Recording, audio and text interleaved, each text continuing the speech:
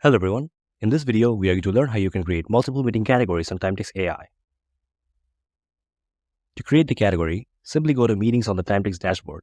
Click on the Create New Category button and give a title for the new category. Here, you have to include your existing meetings under a category. Hit the OK button and a new meeting category will be created. Click this button to preview, share, edit, or delete any categories. From the preview, a customer can select a specific meeting, choose an agent, and schedule their meetings in a few clicks. They'll need to fill out the form,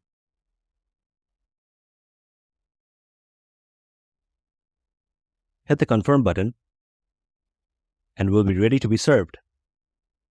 Thank you for watching the video. Make sure to follow our socials.